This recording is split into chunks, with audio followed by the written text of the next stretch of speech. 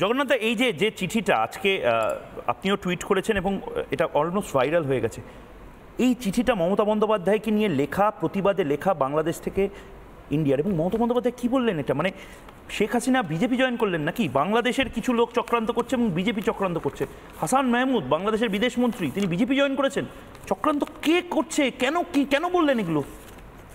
NASA থেকে ভাষা তো জানতাম, বিদেশ নীতিটাও জানে, আমি সেটা আজকে নিজেই বললেন যে আমি বিদেশ নীতিটাও অন্যদের থেকে ভালো জানি।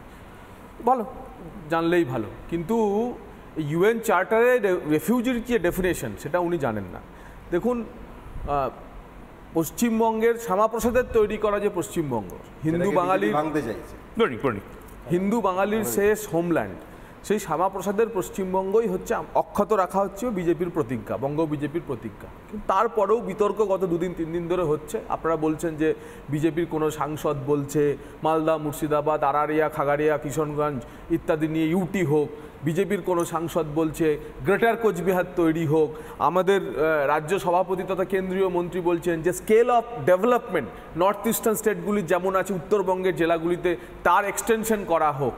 কিন্তু সবাই বলছে ভারতের মধ্যে থেকে ভারতের অংশগুলির বিকাশের জন্য। কিন্তু 21শে জুলাইয়ের মঞ্চ থেকে মমতা বন্দ্যোপাধ্যায় সেদিন যা বলেছেন তার অর্থ বৃহত্তর চক্রান্ত পশ্চিমবঙ্গকে পশ্চিম বাংলাদেশের সঙ্গে মিলিয়ে দেওয়ার জন্য বা বাংলাদেশের সঙ্গে মিলিয়ে দেওয়ার জন্য যে প্যান ইসলামিক থিওরি কাজ করছে সারা দেশ বিদেশ জুড়ে, সেই তত্ত্বের মমতা বন্দ্যোপাধ্যায়ের কোনো রকমের প্রচ্ছন্ন বা পরোক্ষ আমরা কোনো অভিমুখ দেখছি না তো তার এই মন্তব্যের। দ্বিতীয়ত, পররাষ্ট্রনীতি উনি বললেন বিদেশ নীতি ভালোই বোঝেন। শরণার্থী নিয়ে ভারতবর্ষের বাংলাদেশ থেকে আসা শরণার্থী নিয়ে স্পষ্ট নীতি আছে। কি না, নাগরিকত্ব আইন হয়ে যাওয়ার পর পরিষ্কারভাবে বলা আছে যে বাংলাদেশ, আফগানিস্তান, পাকিস্তান থেকে ধর্মীয় উৎপীড়নের কারণে হিন্দু, শিখ, বৌদ্ধ, পারসিক, জৈন, খ্রিস্টান এদের মধ্যে যে কেউ যদি আসতে চায় ভারত থেকে নাগরিকত্ব দেবে। উনি কি বলেন? উনি বলেন ছি। তাহলে ভারতবর্ষের নাগরিকত্ব আইন উনি মানেন না, উনি বিদেশ নীতি বোঝেন, উনি বিদেশ নীতি বোঝেন কিন্তু ভারতের নাগরিকত্ব আইন বোঝেন না। নাগরিক হওয়ার যে সুযোগ রয়েছে তা তিনি মানেন না। কিন্তু উনি কি বলছেন? উনি বলছেন যে রাষ্ট্রসংঘের যে ইউএন চার্টারে যে রেফিউজির কথা বলা হয়েছে, তারা যদি কেউ রেফিউজ চায় তাহলে তার জন্য তার নাকি মানবিকতার দুয়ার খোলা রয়েছে এবং তিনি তাদের করবে। বাংলাদেশের স্টেটমেন্টে কি বলা হয়েছে? বাংলাদেশের স্টেটমেন্টে বলছে যে বাংলাদেশের যে উদ্ভূত পরিস্থিতি তার সঙ্গে তো ইউএন চার্টারের এখান থেকে কেউ রিফিউজি হয়ে যাচ্ছে সেই পরিস্থিতিই তো নেই। এই প্রসঙ্গে আসে কি করে? সেকেন্ড প্যারাগ্রাফে বাংলাদেশের ওই লেটারে বাংলাদেশ হাই কমিশনার, মানে আমাদের হাই কমিশনারকে গিয়ে বাংলাদেশের বিদেশ মন্ত্রকের নোট। এবং তারপরেও যেটা হচ্ছে, তাহলে এই বার্তা কাদের? এই বার্তা হচ্ছে এ রাজ্যে মুখ্যমন্ত্রীর যারা দুধেল গায় এবং ও রাজ্যে যারা ও দেশে যারা ভারত বিরোধী শক্তি তাদেরকে তিনি বার্তা দিতে চাইছেন। যেটা বাংলাদেশ সরকার কি সংজ্ঞায়িত করছে তাদের? বাংলাদেশ সরকার বলছেন যে মমতা ব্যানার্জির এই মন্তব্যের ফলে সে দেশের দুষ্কৃতী এবং সে দেশের টেরোরিস্টরা বাংলাতে গিয়ে আশ্রয় নিতে পারবে এবং বাংলাতে যে আশ্রয় নেয় তার সবচেয়ে বড় প্রমাণ যে জেএমবির যতগুলো স্লিপার সেল এখনো পর্যন্ত ধরা পড়েছে সারা ভারতবর্ষে, তার মধ্যে সবচেয়ে বেশি হচ্ছে বাংলা। এবং এই বাংলার মাটি কোনোদিন পর্যন্ত এই বাংলা বলতে দিন, এই বাংলার মাটি তথ্য দিয়ে কথা বলছি, এই বাংলা বলছি, এই বাংলার মাটি কখনো কখনো হচ্ছে যে ব্যবহৃত হয়নি বাংলাদেশের টেরোরিজমের জন্য। খাগড়াগড়ের ব্লাস্ট তার প্রমাণ। এবং স্লিপার সেল বলতে এবং প্রত্যেক জেলায় প্রত্যেক মহকুমায় স্লিপার সেল, বসিরহাট, পাঁচলা, নানুর,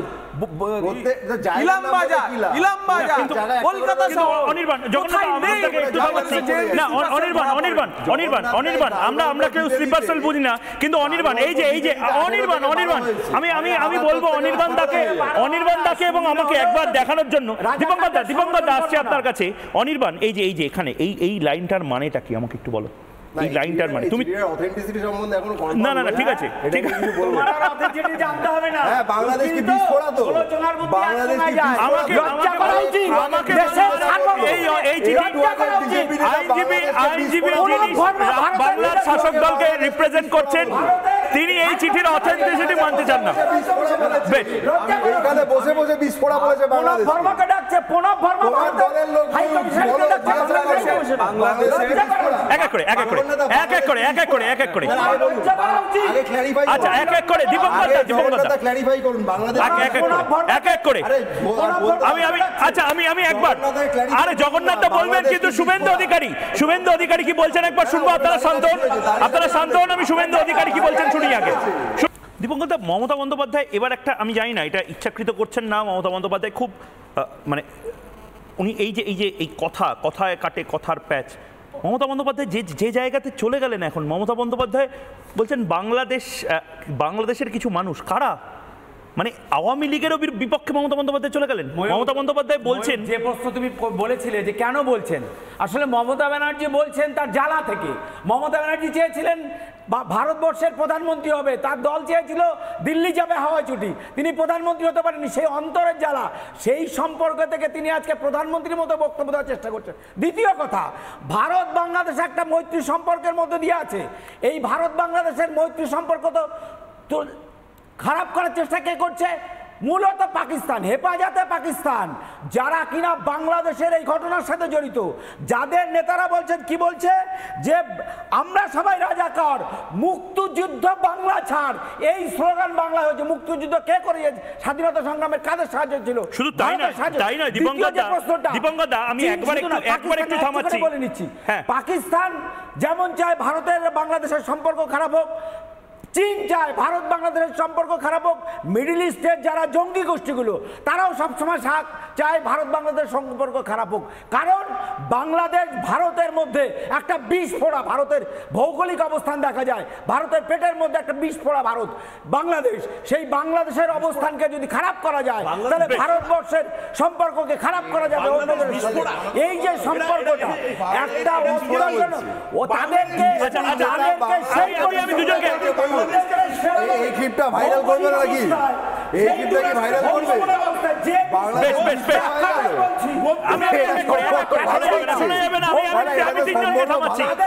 আমি তিনজনকে থামাচ্ছি। দীপঙ্কর দা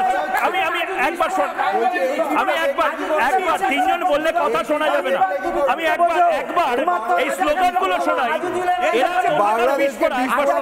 একবার শোনাই।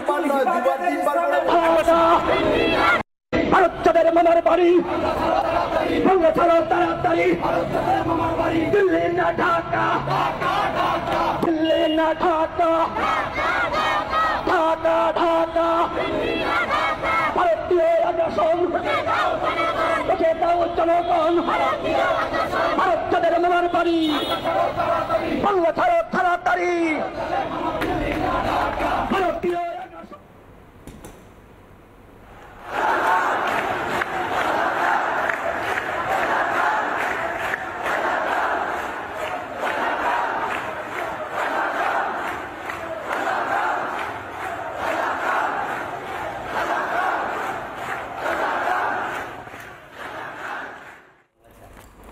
আমাদের সাথে এই মুহূর্তে জগন্নাথ চ্যাটার্জি রয়েছেন, রাজ্য বিজেপির জেনারেল সেক্রেটারি। জগন্নাথ দা, আপনি যতক্ষণে এসেছেন তার ঠিক কিছুক্ষণ আগেই মমতা বন্দ্যোপাধ্যায় দিল্লিতে রিয়াক্ট করেছেন বাংলাদেশ নিয়ে। আপনাকে একবার শুনিয়ে দেবো তিনি কি বলেছেন, এবং খুব ভালো করে শুনবেন, আপনি প্রাক্তন সাংবাদিক, ওনার প্রত্যেকটা কথা এক একটা করে বোধহয় 1 ঘন্টার বিতর্ক হতে পারে, একবার শুনুন।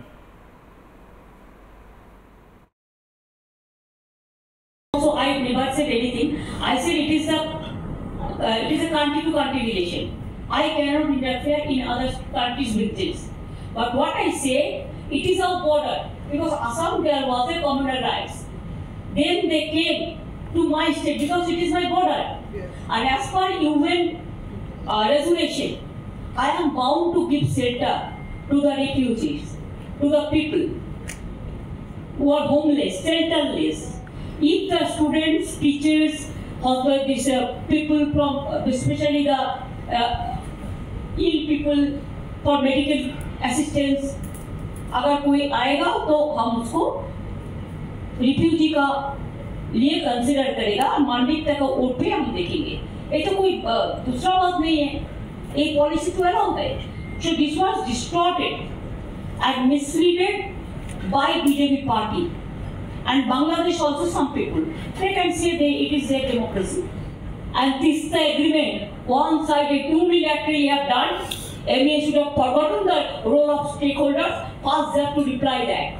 And MEA should know that I have not spoken anything which is wrong. I know the federal structure very well, and I was member 7 terms for this parliament, and I was a minister also. I know MEA policy better than anybody else.